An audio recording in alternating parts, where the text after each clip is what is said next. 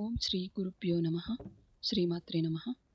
ఓం నమ శివాయ, ఓం నమ శివాయ, ఓం నమ శివాయ అంటూ కథలోకి వెళ్దాం భక్తులారా. ఈరోజు శివుడు చంద్రుడికి ఇచ్చిన వరం ఏమిటి, అలాగే చంద్రశేఖర అనే పేరు ఎలా వచ్చింది తెలుసుకుందాం భక్తులారా. దక్ష ప్రజాపతికి 27 మంది కుమార్తెలు ఉండేవారు. వారందరినీ చంద్రుడికి వివాహం చేశాడు.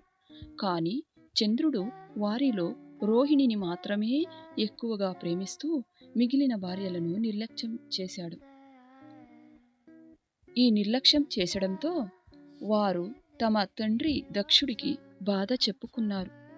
కోపించిన దక్షుడు చంద్రుడిని ఇలా అన్నారు: నీ కాంతి రోజు రోజుకి తగ్గిపోవాలి అని శపించాడు.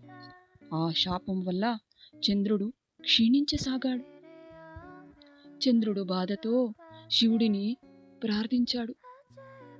ఓం నమ శివాయ, ఓం నమ శివాయ అంటూ ఎప్పుడూ ప్రార్థించాడు.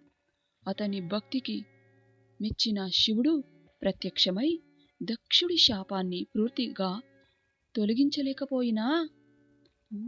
తొలగించలేకపోయాడు. అయినా చంద్రుడిని తన జటల్లో ధరించి అతనికి రక్షణ ఇచ్చాడు.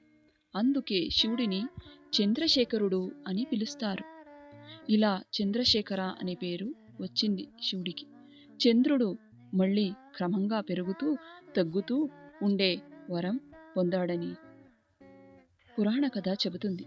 దీన్ని బట్టి నీతి ఏమిటంటే భక్తులారా, తప్పు తెలుసుకుని వినయంతో క్షమాపణ కోరితే దైవకృపతో మార్గం దొరుకుతుందని ఈ కథ చెబుతుంది. ఓం నమ శివాయ, ఓం నమ శివాయ, ఓం నమ శివాయ. ఈ కథ మీకు నచ్చినట్లయితే లైక్ చేయండి, షేర్ చేయండి, సబ్స్క్రైబ్ చేయండి.